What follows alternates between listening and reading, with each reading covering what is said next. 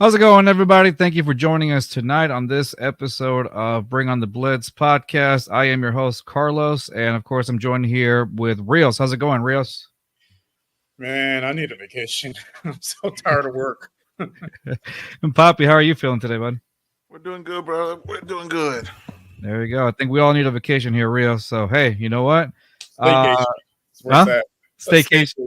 Yeah, exactly. Because we're broke. Anyway, hey, man. So today we're going to be talking about a couple of the NFL owners that were kind of talking about considering perhaps a separate salary cap just for the quarterback to probably gain some more cap space or whatnot. Then, of course, some comments made by Jacksonville Jaguars safety Andre Cisco on his thoughts on the wide receivers now that could affect the AFC South race. And, of course, now being DeMeco Ryans' second offseason, the preparation, for a new season and what he could be doing differently. And, of course, maybe what this defense would look like. So all this and more after our intro. Let's get it.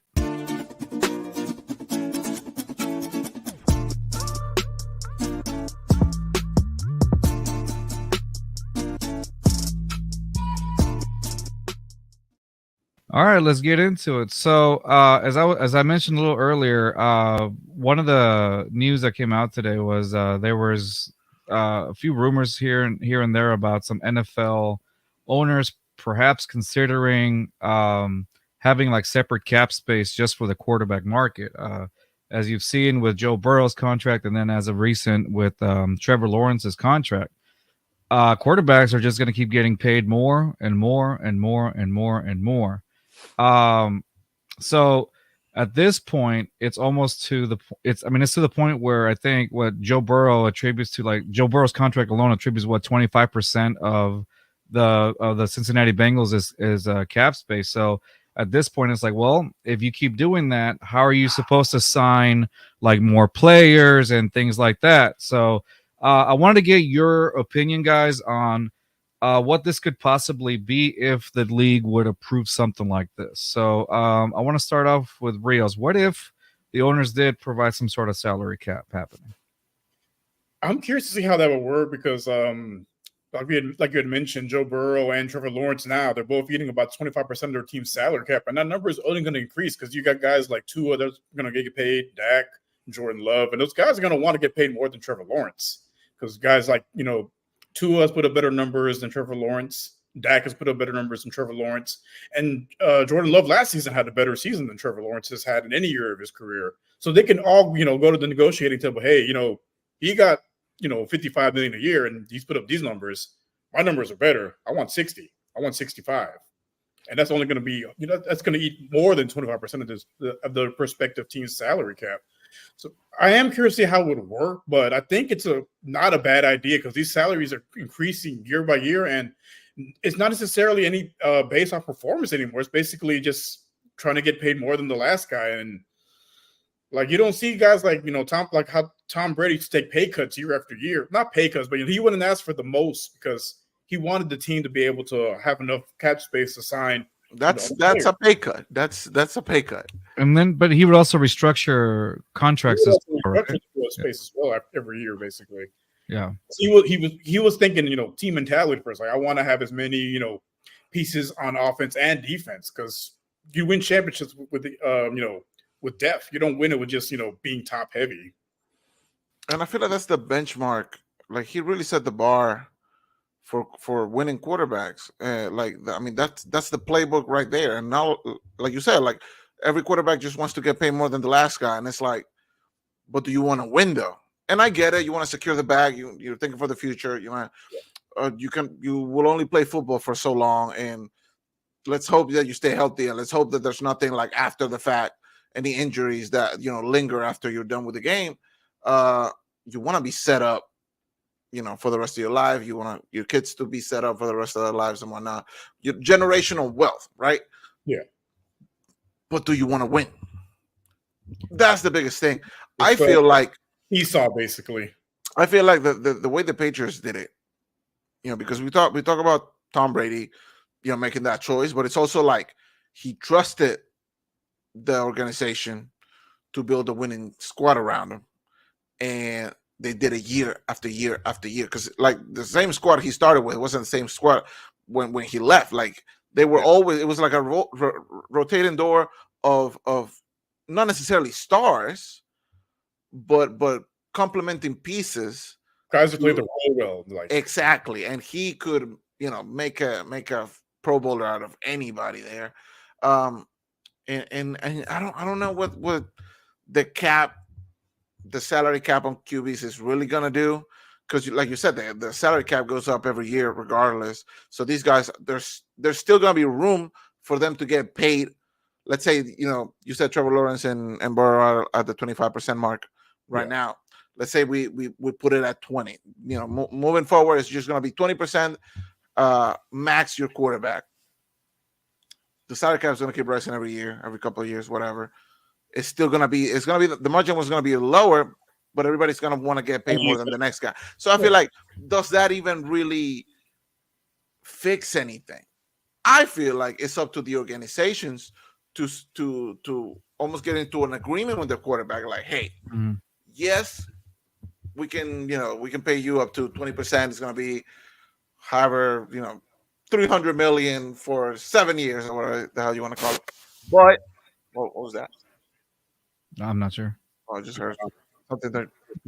Anyway, but my point being, I feel like they need to get all on the same page. And it's like, do you want to get paid, or do you want us to be able to build a squad around you? Because yes, you can get the 60 mil a year, 70 mil a year, 100 mil a year, but win. You're gonna have it's gonna be a bunch of third string wide receivers out there and a 40-year-old running back. Like, how do you what's the deal? I think it's a partnership. When you get drafted, I mean, look at the Chiefs. Mahomes isn't the highest paid quarterback, and he's the best quarterback. And he's the best quarterback by far in the league. Yeah. So when you get drafted, it's like, we have faith that you can be the difference in this organization. Let's plan this out. Let's if you're just doing it for the bag, I would hate to be a fan of Jacksonville right now, seeing that Lawrence hasn't really delivered into the Prince, the generational talent, all the hype that he had coming out of college, and now he's the highest paid quarterback in the league. And you're eating a quarter of your team's without having really proven anything. Yes, he's had a little bit of playoff success, but if you're the highest paid quarterback in the league, as a fan, I expect AFC championship as the organization, as the president, as the owner of that team, I expect at least for you to be top 3 in the league. You don't have to. Only one team can win every year. So I'm not saying you have to win the championship. We have to be there. We have to be in the conversation. We have to be contenders. Jacksonville is not a contender. They haven't been since they got him, and I don't see them being contenders in the foreseeable future.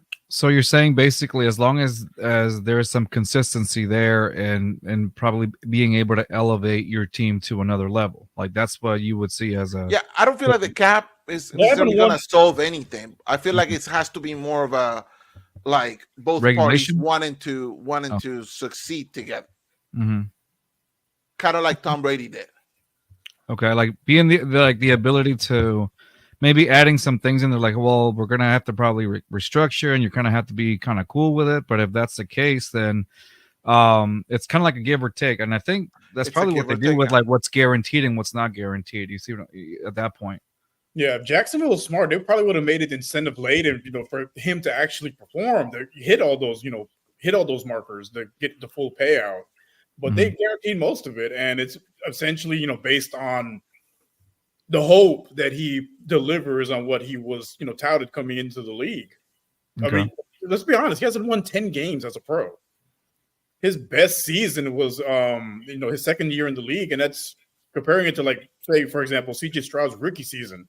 He had 10 more yards and 2 more touchdowns in 1 more game. I mean, is that really screaming, top paid quarterback in the league? Not really.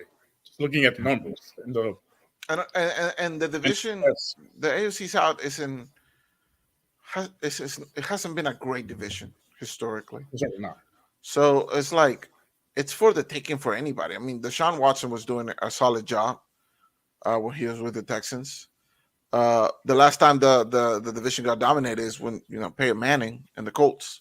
They owned it for the early 2000s to. But Peyton Manning is like a top 5, top 10 quarterback in history. He is a definition of a generational quarterback. Exactly. So it may, because the division is so wide open, and we'll talk about it in a little bit as well. It's just like the expectation for any quarterback in this division, being CJ, being Trevor, AR-15, whoever Tennessee has now, it's like the division is winnable. So let's win it, right? And let's make some noise in the playoffs, right?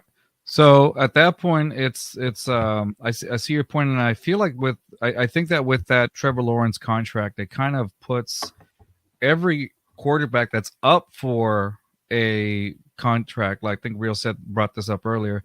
Yes. It puts them in an awkward situation and with the team, because it's like, well, if Trevor got this much, is this the measuring point now? Is this where we're starting? Because I think that some quarterbacks could say, well, my numbers are better. If you're speaking statistically, my numbers are better, and they are quarterbacks that have higher numbers. I feel like teams need to grow a backbone and be like, I mean, yeah, but he a lot of his stats were on trash time against trash teams. Mm-hmm. We're in a tougher division. Obviously, your numbers are the other way around. We're in a trash division. Obviously, your numbers are going to look better. That doesn't mean anything. Have we won anything? No, we haven't. So, like, what do we have to show for it, right? Exactly. Suck it up. We need depth in defense. We have no corners. We have no safeties. The offensive line is a bunch of 40-year-old men. Like, think about: do you want to win or do you want to get the back? Because if you want to get the back, you can go to Tampa Bay or the Saints or whoever is going to pay a ridiculous amount of money for somebody who's not going to deliver, and they're okay with it. We're not okay with it. Tampa Bay, though, got into the playoffs. I know it was with Baker Mayfield, but hey. Yeah, but the division was like, well, the guys up for extensions, all of them made the playoffs. Dak, Tua, Jordan Love, all those guys made the playoffs. Right. They all put up better numbers last season than Trevor Lawrence has at any point of his career. So they have a compelling argument, basically. Yeah, they have a very good argument when they're at the bargaining table. Like, hey, this player, got this much. My numbers are much better. Okay, but my argument to that is like, yeah, but that organization doesn't care about winning. Yeah, he's getting paid all that money, but they're not going to build anything around it. We're trying to build something here, and we want you to be a part of this. So for you to be a part of this that we're trying to build, we can't give you $50 million a year, $60 million a year. So if you felt like if you were a quarterback of a team and you felt like you were better than this other guy, and I think we can all relate to this. And that's just egos. That's just egos getting in the way of winning. Well, yeah, but I think it works for everybody though. Like if you're in a certain position, and you know that you can outdo this other person or whatever, and you have like statistically proven that you are a much better player, you wouldn't want that bag or no? As a player, of course, right? Because we all, I mean, they get into this league because they love the game, right? But also because the money's insane.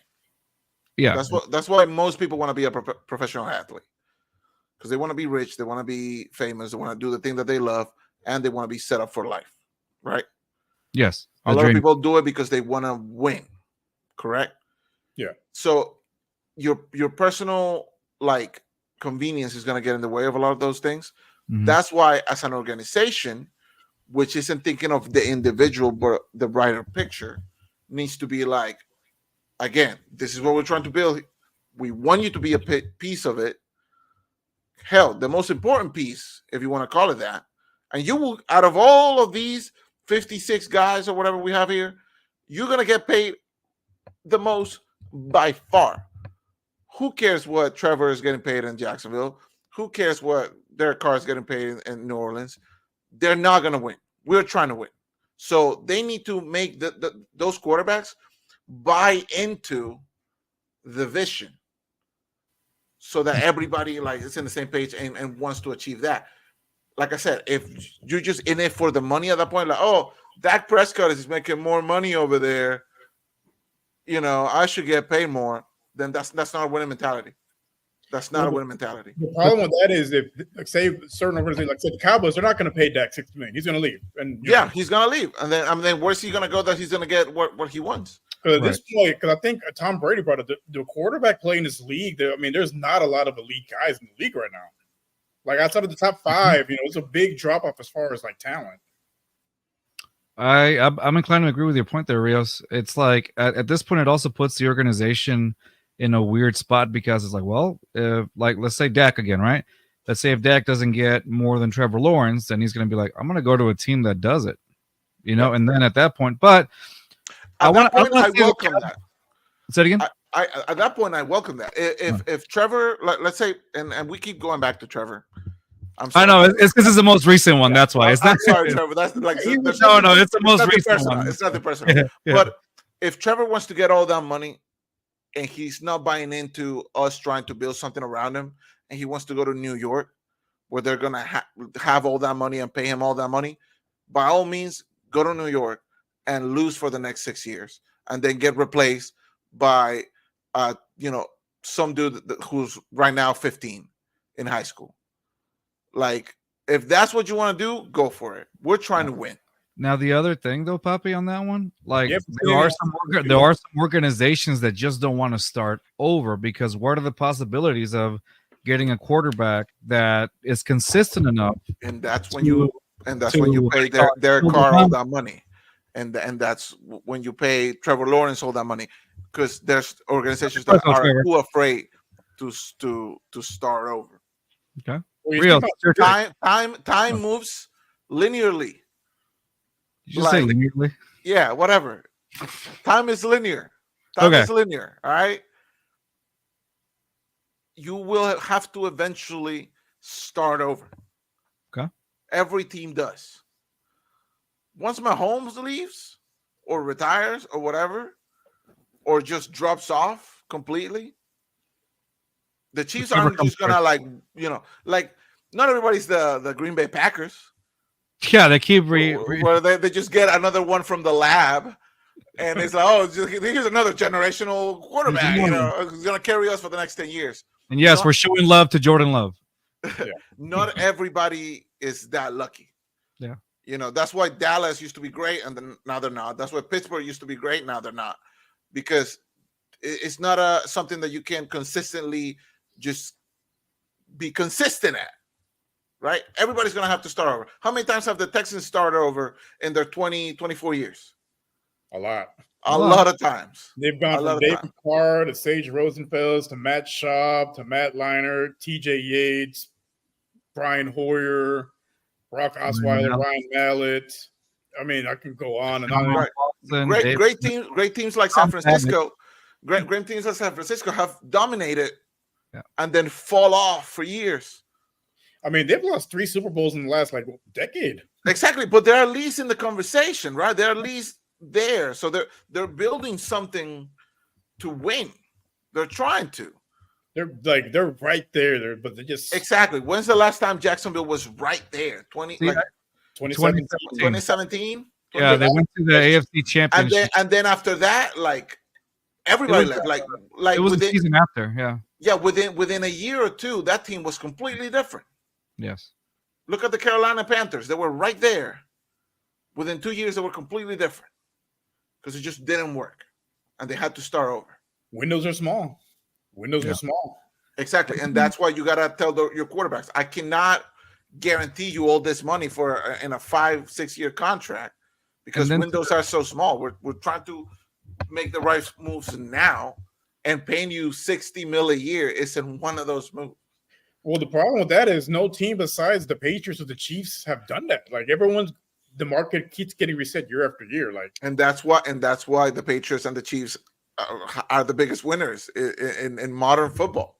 To help with your point there, Poppy, when you guys brought up the San Francisco 49ers, that's a team that, and this is no disrespect to Jimmy Garoppolo, but Jimmy Garoppolo doesn't put up the points that Patrick Mahomes or these top tier level quarterbacks put up, and he was still in the Super Bowl. Now, of course, you could say obviously the defense helped them carry it out. I think that was DeMeco Ryans' last year with the 49ers, if I'm not mistaken. when they went to the Super Bowl? Or am I missing one? Did I miss another one after that? No, I think he stayed longer. He stayed longer than that. He stayed longer than that. He Yeah. was He was still right. Yeah, he stayed at least 2 years after that. But he's still they still went to the Super Bowl with Jimmy Garoppolo, with a quarterback that isn't like your top in most people's list. That Shanahan system is one of the best systems in the league, and that an elite defense. Right, exactly. That's what I'm saying. That also goes with Poppy's argument there. Like I was backing him up, and you could see it both ways. Like, do you need the elite quarterback and build around it, or can you build a team and have essentially a game manager with, I would say, with Jimmy Garoppolo at quarterback? Because again, I don't think Jimmy Garoppolo fits anybody's top 10. Yeah. And I mean, that's what the 49ers are doing with Brock Purdy, right? He's not scheme. Like he's still good. He like I had him in my top 10, Brock Purdy, a couple of weeks ago. Right, I remember that. But I know he's not the top 5 quarterbacks in the league, but he's helping that 49ers teams, elevate. Right. I mean, he's doing the job. In the last Super Bowl they lost, he had a fantastic game. Right. They just came up short. No, McCaffrey had a fantastic game. All the yards were to McCaffrey, basically. But Purdy did not make a single mistake in that Super Bowl. Well, I think that's where Purdy comes in. He got unlucky. They just got unlucky. He did his job. He did what he was supposed to do to keep. In overtime, you got to score 6 against Mahomes. You're not going to beat Mahomes kicking field goals, and that was on him. I don't think that's on him. I feel like that was in the elite defense that the Chiefs played as well. Like I don't think honestly, but you're talking about overtime. If that punt mistake or bounce doesn't happen, the 49ers are the champions. Tell me this: when's the last time a game manager won a Super Bowl? And that's the thing. You can get there, but you're not going to win. That's the thing, but that's not what I'm talking about. I'm not talking about ultimately winning the championship. I'm saying because only one team can win the championship every year. I'm saying like to build a contender. I cannot expect every single quarterback to come out of the draft. It's like, okay, your expectation is to win us a championship. That's not realistic. There's a world where CJ Stroud, the best rookie quarterback I've seen since I started watching football, retires without a single ring. There's a world where that happens. But if he is able to maintain the Texans as a contender, kind of like Josh Allen has done with Buffalo, kind of like Lamar has done with Baltimore, I feel like I can't really complain. I feel like he has fulfilled, in that scenario, he would have fulfilled what the organization wanted of him. So, but as a team, don't you think that the organization, I'm not arguing with them, just asking, like, do you think the organization is going to say, all right, I don't want you to we're not guaranteeing us a championship. We just kind of want you to get us in the conversation, or no, we have championship mentality. No. You have to be realistic. Every team, every season wants to win it all. Right. But if you're grading success and you either win and you're successful, or you lose and you're unsuccessful, then 29 is it 30 teams? 32. Then 31 teams every year are not successful. And that I don't believe that. I feel like every team that makes the playoffs had a successful season, and every team that gets closer to the bowl was a success. I feel like Kansas City had a successful season, the 49ers, Baltimore, the Browns, Texas. I believe they all have successful seasons, but only one of them can win. And it just so happened to be the one with the best quarterback. But that's a team that has a lot of continuity, manager, quarterback. Like, obviously the Texans weren't going to win. Obviously, Joe Flacco and the Browns weren't going to win. Baltimore was probably like the closest thing besides the 49ers that could have. But like we said in shows before, the road to the Super Bowl, you have to go through Arrowhead at some point. Yep. And not everybody can win there. Also, the quarterback that has won it, Mahomes, also isn't going up for, I'm going to get all this bunch of money. Also, I'm not trying to get the whole bag. And he might. And he does, and who could blame him for that? Because he is indeed the best quarterback. But right now, he's like the 10th highest paid quarterback, and he's I think he's the only quarterback in the top 10 that has won anything. Yeah. Yes. Well, on his deal was a 10-year deal. $500 million. So that's right. They did do that. Yeah. Yeah, and he's always restructuring to create more cap space or move money around. But he's on a 10-year deal, so he's doesn't have to worry about it for till his mid-30s, basically. Yeah, and that's the organization showing confidence in him, and him showing confidence in the organization. So, do you think that contract that the Chiefs structured, do you think more teams should kind of model it that way? I feel like some teams should do it. It's hard to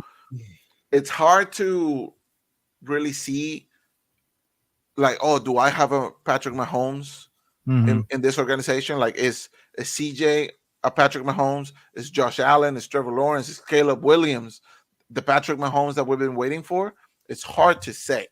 Yeah, because when he signed, he already won 2 Super Bowls. Exactly. Yeah, so just to put it into context, it's a 10-year, $450 million extension, but he's restructured it twice already. So he's willing to restructure. That's another thing. So look at that. The dynasty of the now is a quarterback who continues to restructure his contract to make sure that his team is still competitive, and the quarterback of the last dynasty did the exact same thing. Yeah, Tom Brady. Yeah, you need a quarterback.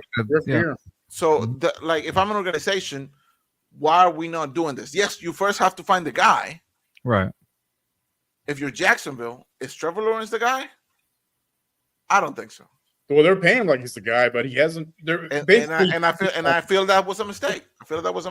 They're banking on hope, hope that he feels, his what he was billed as coming out of college. But it's a business. You pay for based on results, not with the hope and prayer that hopefully it pans out.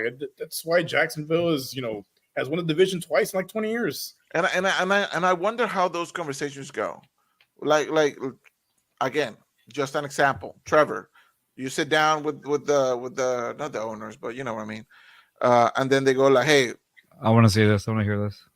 Well, The scenario. No. I'm just curious. How does that go? It's so the salary cap is increasing, and the contracts are getting bigger, but last season was not the best one, and the season before that it was okay. The season before, I don't know. So how about we call it 5 years, 180 million? How about does Trevor Lawrence go that's ridiculous? Joe Burrow is getting paid 300 million or something stupid like that. I don't know. I need this much money. How does the conversation go? How does Trevor Lawrence argue his side?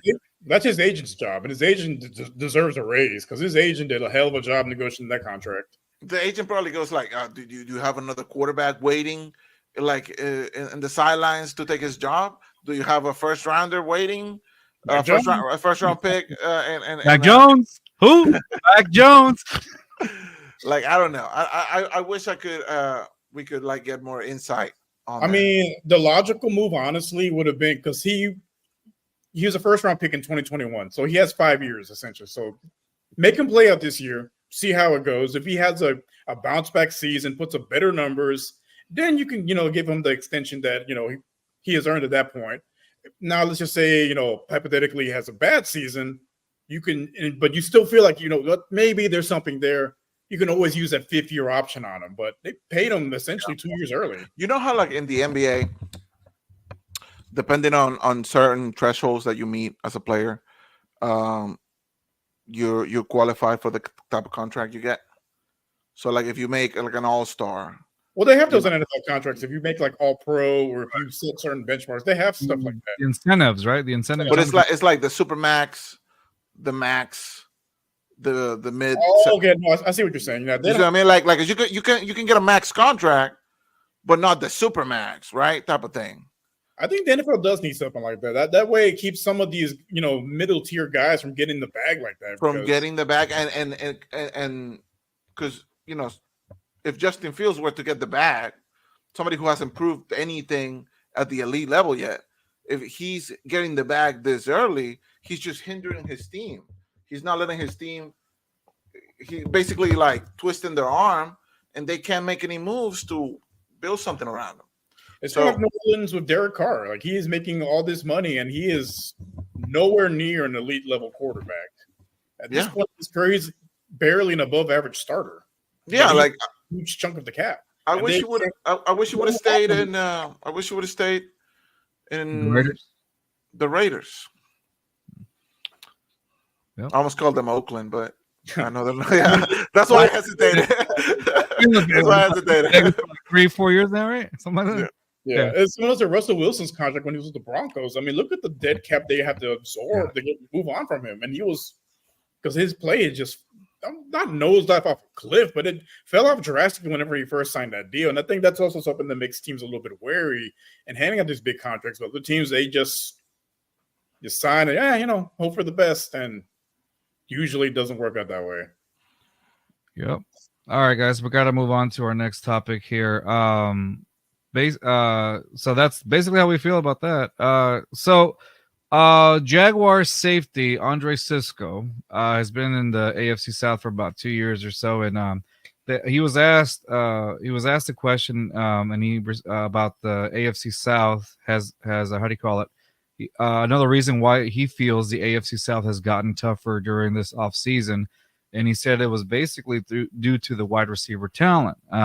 His quote on SiriusXM NFL Radio said, "The biggest difference I see is the quality of receivers in the division," Cisco said. "I think the receivers have taken a huge jump from what the past 2 years I have been in the division. Obviously, Calvin Ridley going to Tennessee. I know the Colts drafted a kid from Texas, Adonai Mitchell. The Texans already were really good at the receiver spot, but then they added Stephon Diggs. The quality of receiver has taken a step forward. I think quarterbacks in the NFL, you're not really going to pay too many duds. So for me, it's kind of a regular day in the office in regards to who we're playing, but the receivers could definitely make a big difference." That quote to me stood out because it feels like he understands the assignment.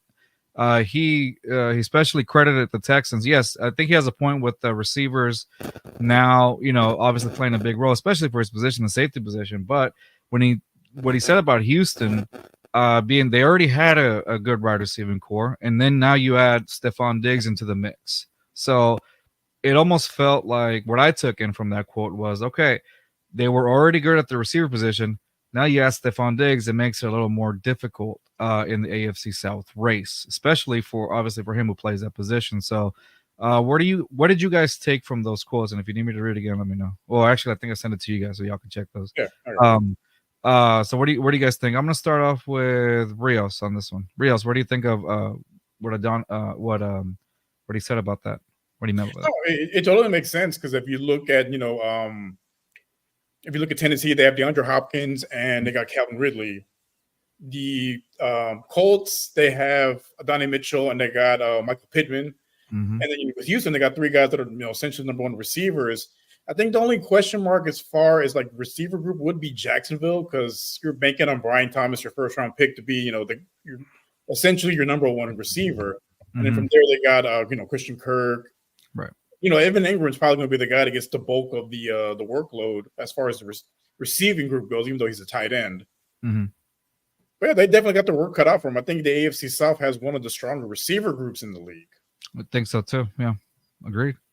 Poppy, what's your take on that, bud?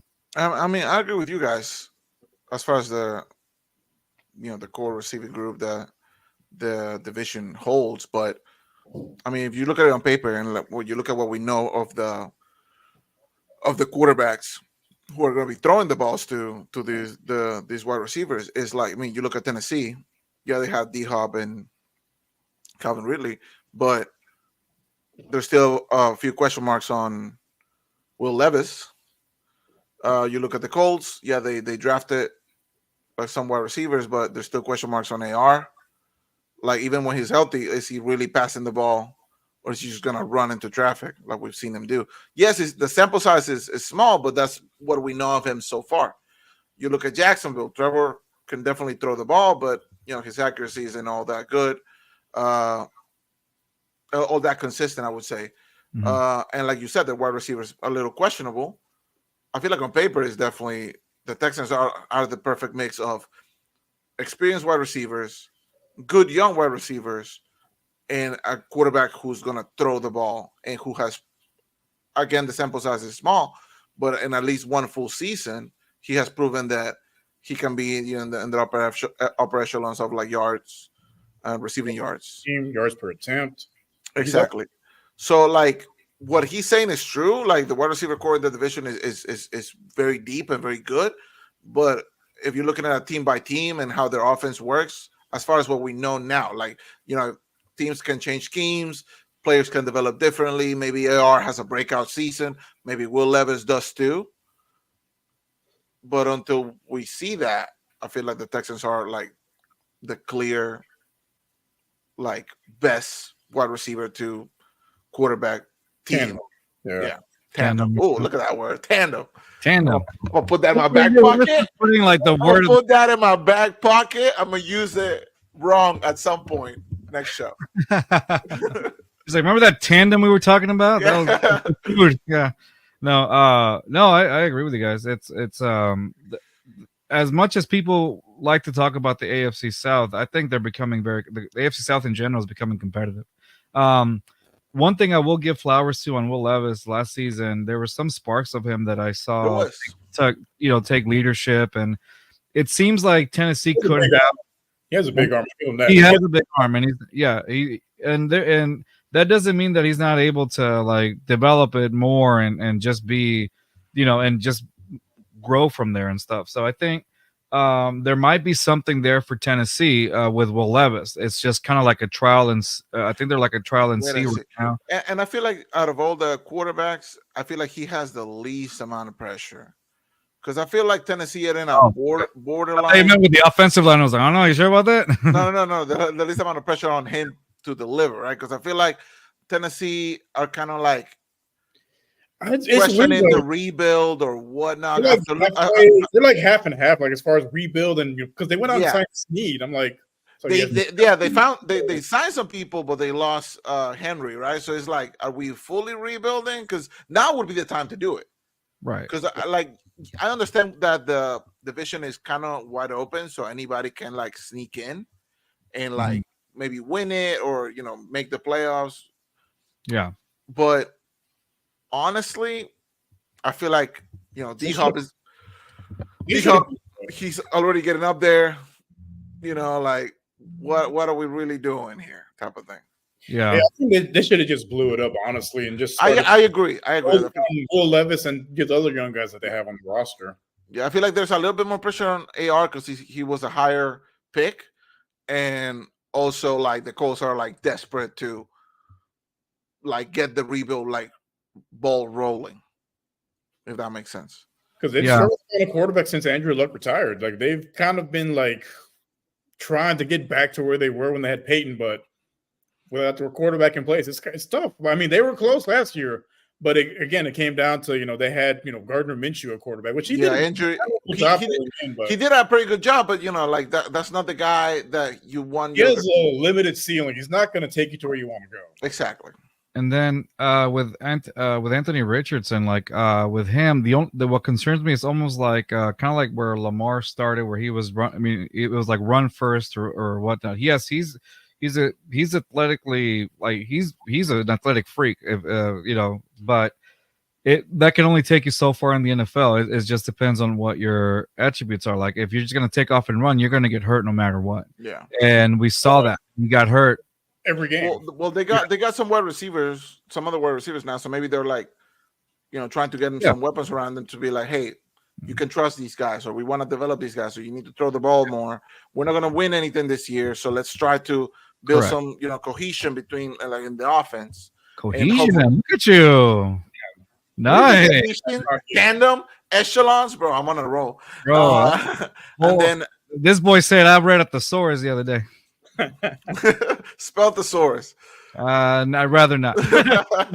There's a Q in there. So like I said, like I feel like Levis will be the one with the least amount of pressure. Mm-hmm. So I don't know. I feel like the whole wide receiver thing, I feel like Texans are clear.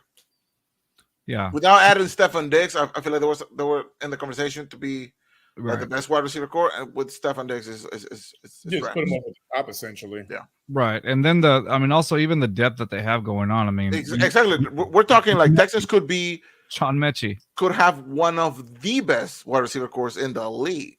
Not just the division, but the league. Yeah, but the league. So it's so it's definitely an interesting to see that. And then like going back to Tennessee real quick, when you said Will Levis doesn't have that type of pressure that like a guy like Trevor, AR-15, or even CJ has, like at this point it's like you're right, because I think Tennessee right now is more like, is this our guy? Is this not our guy? Is he worth investing on? Is he not worth investing on? So it's just that's what the guy is. He Mr. Right, or is he Mr. Right now? He thought he cooked something up. No, that's me cooking. Hot dog water. Yeah, there you go. Ramen and ice water, exactly. Now ramen with Fiji water, because only you bougie like that. Bougie. Yeah, exactly. Hey man, so that's what I think. Okay, not bad. I like that. The last thing I want to get into right before we go is now this time we have the Texans have DeMeco Ryans going into Nick Cassari's running the team. No, they have DeMeco Ryans going into his second off season. Obviously, as a rookie head coach, obviously a lot of he blew it out of the whatever. Whatever. Was it knocked it out of the park? There you go. Knocked it out of the park. He knocked it out of the water. He blew it out of the park. He blew it out of the park. So many ways he could have gone. Whatever. Yeah. Anyway, he knocked it out of the park. Read it to us, sir. You heard here first, DeMeco. You blew it out of the you whatever. blew it out of Whatever. No, so DeMeco obviously a great first season as a head coach. Now preparing for his second season, and which again with the players that they signed both on offense and defense, it looks quite promising, to be honest. So what do you guys think? What do you guys think the expectation is now as a second year for DeMeco Ryans as he prepares for his second season? In the with the Houston Texans. I think I started with you last time, Rio, so now I'm going to give it over to Poppy. What do you think the expectation is for DeMeco Ryans now? If we reach the same thing, if the Texans reach the same level, or do you think they might go higher with DeMeco? What do you think everything is with DeMeco Ryans? What I'll say is, like, in this division, I feel like the bare minimum for DeMeco is to make the playoffs and win the division. Okay. I think that's the bare minimum. What we do in the playoffs or whatever, I feel like that's depending on the matchups that the Texans have. If we made it to the second, we made it to the second round or farther, I feel like it would be a successful season for the Texans. What I'm more interested in seeing, and I feel like the season will be, I would grade the season depending on these, would be the game against Buffalo, the game against Detroit, and the game against the Chiefs during the regular season. Because those are the games where DeMeco will have to prove, like, okay, so you got the quarterback. We know he's good. You got weapons around him, good weapons, expensive weapons. You kind of like alter the O-line a little bit to protect him a little bit more. And you make some changes in the defense. So can this team that you've built now, because he has had his hand on everything since drafting CJ last year, can you make this team perform to the way that the city believes, the organization believes it can perform to? I feel like if the Texans make it to the second round, it will be a success. Any further will be blowing it out of the whatever. But I feel like the bare minimum would be win the divisions and make the playoffs. That's the whatever? You're blowing it out of the whatever? The whatever, yeah. That's what I say. Okay. So kind of like either playoffs or bust in a way. Has to be. Bare minimum. Bare minimum is playoffs. Bare Okay. minimum. All right. Rios, what about you? What do you think the expectation is now for DeMeco Ryans going into his second season, and obviously with his first season getting to the level he got? What is your expectation here? Last season, nobody saw them coming. This year, they got the target on their back. Like they're not going to sneak up anybody. Like they've seen what they're capable of. What CJ and all of them are capable of. So I think this year, it's definitely going to be a lot tougher.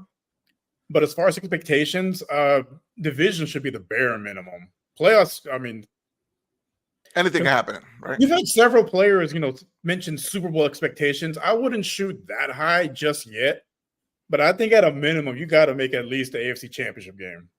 At a minimum, with all the overhaul on the roster, everything that they've accomplished last season, all the additions, and all the talk in the offseason, you've got to be able to produce, and you got to win a game on the road. They have yet to win a divisional road game in the playoffs. So that would be the next step. If they can get to that AFC Championship game. Oh yeah, because that Browns one was at home, right? That was correct. They have not won on the road at all in the playoffs. That's got to be the next step, winning on the road in the playoffs. Because more than likely, we're not going to be having home field advantage. So we're going to be on the road in the divisional.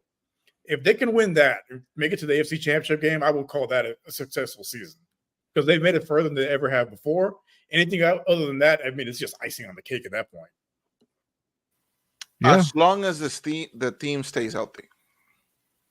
Yeah. Any major injuries can turn the direction of a team season completely sideways. I mean, injuries is every team deals with injuries. You can't use that as an excuse. Yeah, but I mean, if CJ were to miss the whole season, is the expectation making it to the AFC? I don't think so at that point. Why not?